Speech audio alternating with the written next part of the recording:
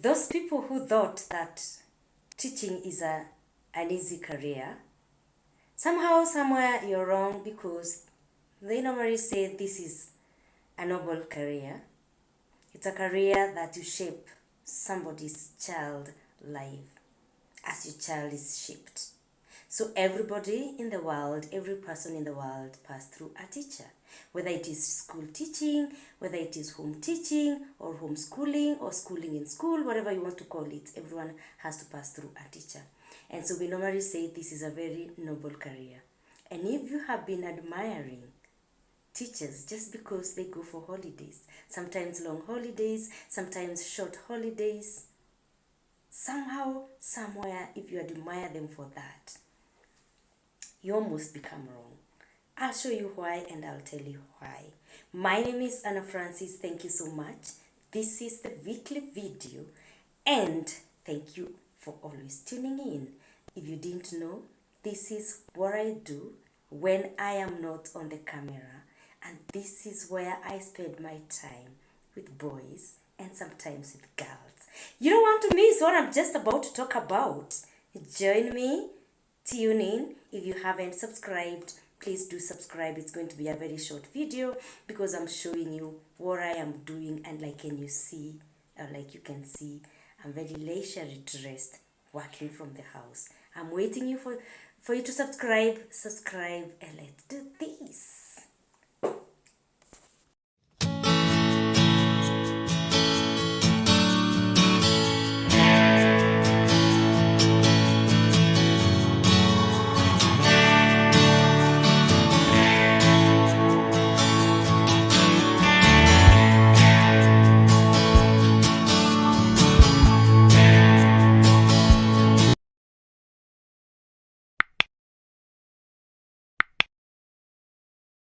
So yeah, thank you for subscribing and thank you for being here. I'm talking about a life of a teacher in a day on a holiday, and especially a short holiday. It's not an easy career. Remember, I have started by saying that teaching is a noble career. It is a time when you are supposed to shape or unshape somebody's life. I work with teenagers. I work in a high school. I am Anna Francis. I am a counselor, a clinical psychologist, and I am also a teacher. And so I work with students in most of the times. And this is my life as a teacher in Kenya in an 844 system of education. And so when we come for a long or a short holiday, it's not that easy because half of the holiday is spent preparing for the next session or for the next term. Now, if it is a short holiday, half of, not even a half, the whole holiday is spent doing what you can see me doing. Now, it becomes very hard, especially if you work in a big school which has a big workload. And that is exactly what happens to me.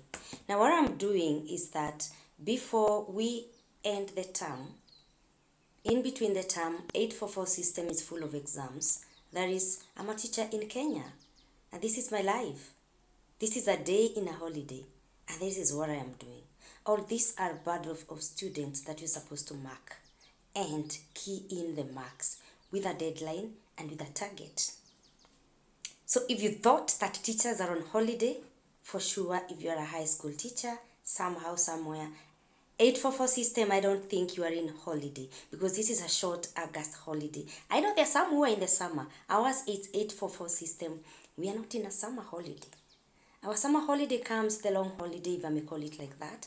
And half of it will be taken through preparation using books. I am in a small office in my house with so many books that I am supposed to go through, come up with a marking scheme. So let me start you from somewhere. So in between the term in our system and in my specific system of my school, we do several exams. So in between we set exams, we mark the exams, we key in the marks, and we give the results to our students. Now what I'm having here is an end of the term exam. The exams that are done towards the end of the term, we are the people who set. And for someone like me who teaches from Form 1 to Form 4, you're going to see like the Form 4 in English. I do English literature. Form 4 have paper 1, paper 2, paper 3. That is me who is supposed to mark. Form 3, we give them a paper 1 or a paper 2. End of the term exam is longer than any other exam in between the lessons or in between the term. And so here I have around 3 bundles for Form 4, paper 1, paper 2, paper 3. And then I have a bundle for Form 1, Form 2, and Form 3 because I teach the whole school. Like I said, if it's a big school, the workload is large, then you're going to be very, very busy. So it's not easy. So much of it is taken through marking, that is for the short holiday. And that's exactly what I'm doing. There's a deadline. I'm 2 days away. I've already finished 2 bundles. I think I have 3 more to go. Yes, and I am supposed to be in for holiday. I hope it's clear. So this is what I'm doing. This is a marking scheme for Form 2. I don't know whether it's going to be clear. Form 2. Can you read this? Yeah, this is a marking scheme for Form 2 English. I'm supposed to mark that. I've not marked that. And you can see how long it is. Yeah, you can see that. And it's supposed to be out of 70. And then this is a marking scheme for paper 3. Paper 3. What I have here is Form 1 and term exam, second term. Form 1. What we have here is Form 1. Then where are we supposed to put it? Then we are supposed to fill it for green. That's exactly what you're supposed to have, the class list, Form 4 green, etc. This is where you're supposed to do it. After we finish marking paper 1, paper 3, we have a class list. This is where I'm supposed to put in the marks. And then I key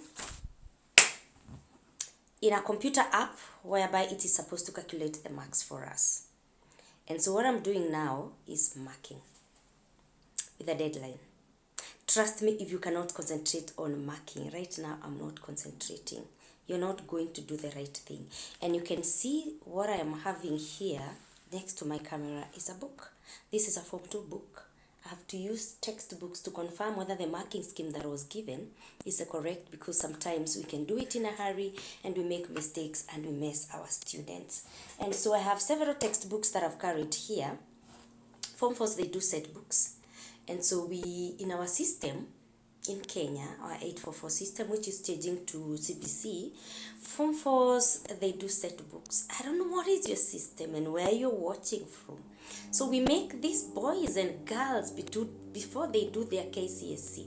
When I talk about the Form 1, the ones who have just come out from the primary school, KCP, they come to Form 1, Form 2, Form 3, and then the Form 4. And by the end of the Form 4 education, they do KCSE. And so in English, we have to do 3 books. A novel, which is compulsory, that they have to read and comprehend and answer questions. And a play, which they have to read, comprehend, and answer the questions. And then we have an optional in terms of short stories or another novel, whereby all of them are supposed to read, and we start reading them in Form 2. Then in Form 4, they are prepared, and that is what I am calling paper 3. Yeah, sometimes I feel like it is too much for them, but they have to do it. So this is what we call paper 3. So in paper 3, we normally have, let's see here, we normally have 3 questions. Yes, we normally have 3 questions. Is this paper 3 or paper 1? Yes, 3 questions, which is question 1, which is a composition, question 2, which is a compulsory novel, and then a compulsory play. That is for Form 4. And we're supposed to teach all that. So teaching is a noble career. It is very encouraging because you deal and you impact young men and women. And so when you're doing it, it is not all about academic. It's all about shaping them to what they would be in future. So you impact them academically, you impact them socially, you impact their internal feelings, and so you cannot be a teacher if you're not a teacher. And that is why I am saying it is a noble career. It is not a hard, it's not hard, it's not easy. Oh, yes, thank you. But it's a lot. It's not all about this. When you are teaching them about all this, when you're teaching them how to answer the questions, you also impact them. And remember, you can impact them negatively or positively as a teacher. So, am I on holiday or I'm not on holiday? I am on holiday because I am working from the house. But I can't do much because I have to make sure that these bundles of papers are marked, and these bundles of papers are keyed in, well marked, and then analyzed, because most of these classes that I am marking are the classes that I'm teaching. The only difference is that in the Form 4 exams, we interchange and we mix the papers to have the right picture. Doesn't mean that when you're teaching the rest of the classes, you're not having the right picture.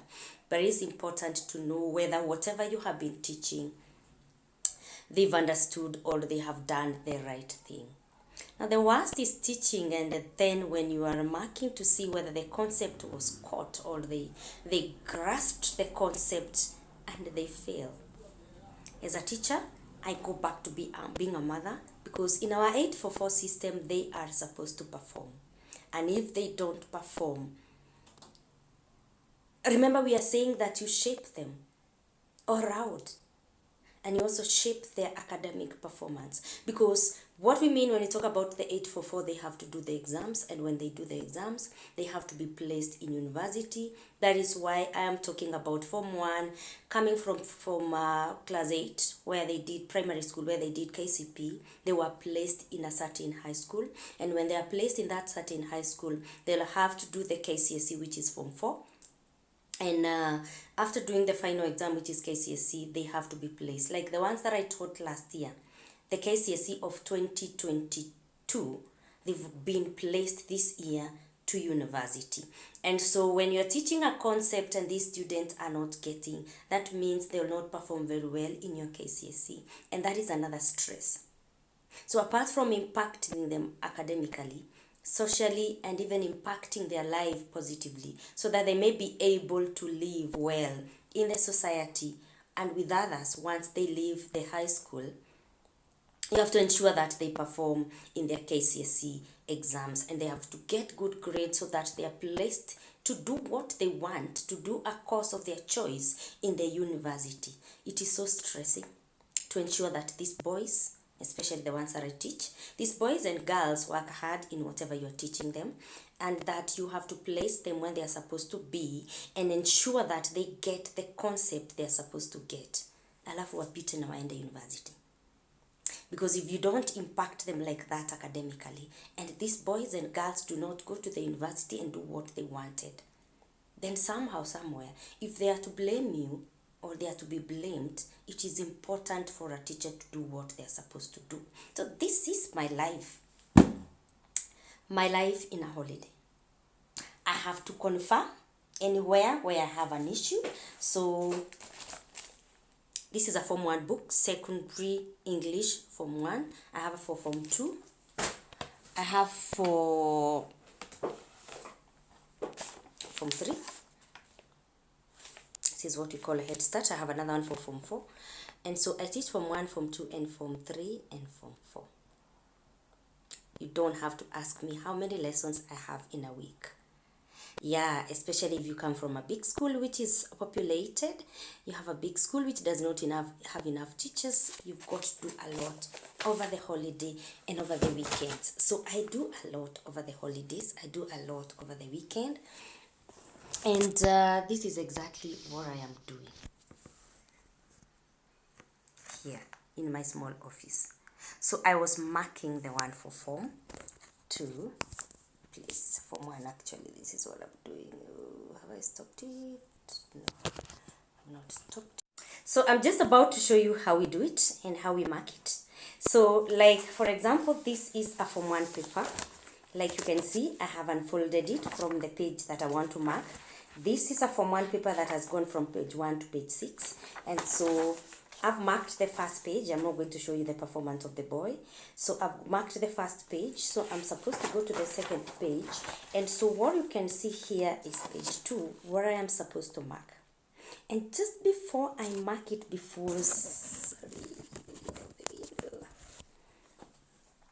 because I'm not the one who set the paper, the first part here is a comprehension. A comprehension is supposed to be read and comprehended. Why do I feel like I am in darkness? Is it very dark? I hope it is clear. And so what happens is, let me see whether I can adjust this camera. Oops. Sorry about that. And so I have to go through this comprehension and start marking. Once I understand what the comprehension is saying, then I go through the marking scheme, because there's a way the marking scheme is the answers that we use to mark these questions. And there's a way the teacher who set the exam has placed the marking scheme. And so I have, and maybe the way the teacher has stated the answers is not the same way the student has stated the answer, because remember, our questions in high school are answered by them writing. We don't have the choices, so they have to express themselves and give the answers. And so how the teacher who has set the exam has placed the answer is not the way the student has stated, and they are communicating, then I have to understand and ensure that I have rewarded that student, even if the answer that he has put is not the exact way the teacher has placed or stated hers or his, but the answers are correct. And so I have to go through it. And so what you can see here are bundles. This, we call them clothing. So this one is talking about paper 3 form 4. This one is talking about form 3. Which class? 3 yellow or 3 blue or whatever. And this other one is talking about a specific class. And so I have several bundles. I have another one here. This is a form 3 paper. This one I've already finished. What I'm marking here is a form 1 paper. And so these are different classes, and that is why they have different labels and bunches, and we call them clothing. So let me show you how I go about it, and so that you can know. It was a comprehension that I was going through. I'm not sure whether I've gone through it. And so according to the passage, what is addiction? This is a comprehension about addiction. And so a student is supposed to, I know you went through this, and especially if you went through the 844 system in Kenya.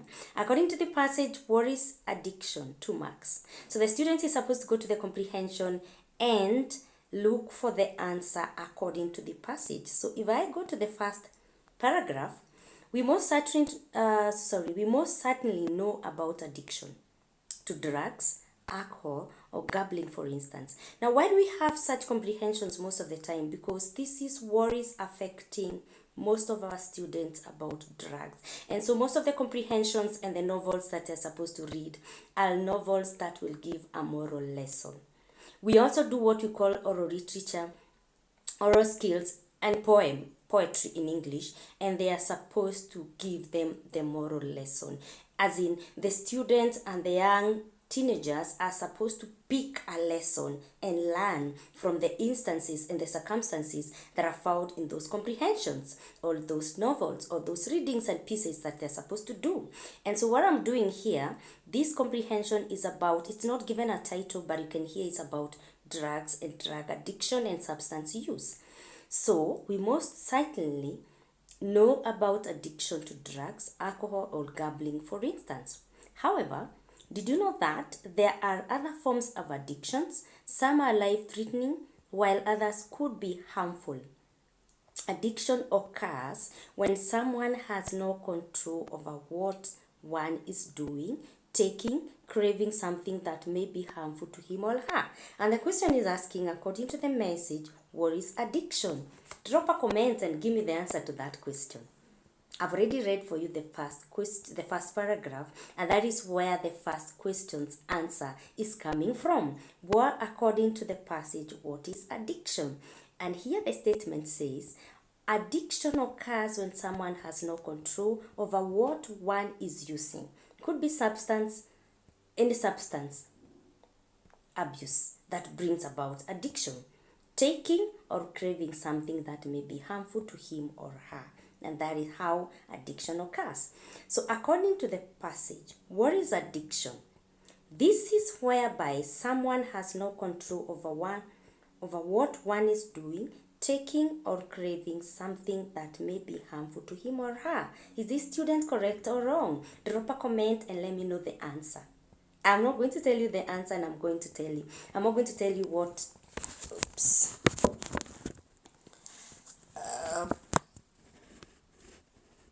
Yes, there we go.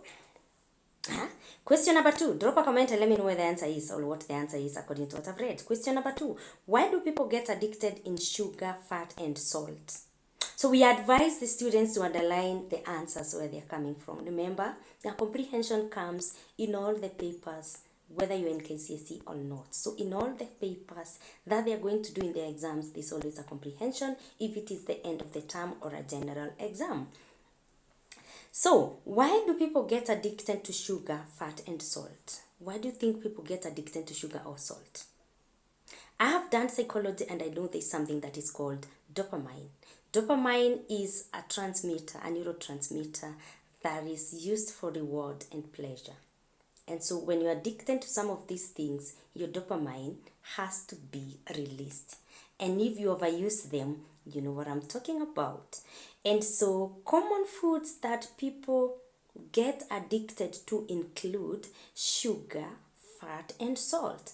An increase in dopamine transmission, this is neuropsychology, an increase in dopamine transmission from the brain is triggered by these foods, causing the feeling of need to eat again and again. And so dopamine in the brain is a neurotransmitter in the brain that is used for reward. Why are you keeping on moving? You want me to tell people how they become addicted to sugar and sweet things, so you crave to eat sweet things. And so this is what you're telling the students. When you get addicted to drugs, dopamine is increased. And when the brain releases the dopamine, and you crave eating them, and the brain stops releasing more dopamine, you have to put the threshold of your dopamine by increasing your intake of the substance that you're addicted to. So you keep on eating the sugars or the sugary things, you keep on taking the drugs because your dopamine has to be in that right level. And so this is what I am doing. All these papers that I'm doing I'm marking because it is end of the term, they have comprehensions. Some of them have what we call oral narrative. And so I have to read, I have to reason, I have to use the marking scheme used. So you tell me, am I on a holiday or not? This will take me the rest of the week. I have a deadline that I'm supposed to do. The holiday is for 2 weeks. Our August holiday is for 2 weeks. 1 week is ending now. And so I have to do all this, and I must be very sober when I am doing this. And so I have done it for several years, and I admire doing it. And what brings me down is when you do it with all your heart, when you teach all of it with all your heart, when you impact these boys academically with all your heart, and then you realize that they did not grasp what you taught them, because this is too much and they fail. And so you don't meet the target that you're supposed to meet in terms of the performance. It is so draining. It it is so draining. I'm using my phone and there is a message that has come. And so we encourage them to work hard. It is too much for them, I know. This is our 844 system. It hasn't changed, and so we expect them to perform. And when they don't perform, my friend, it is so draining. It is so hard. We encourage them to revise and to keep on reading, and like you know, students are students, and so I don't know. And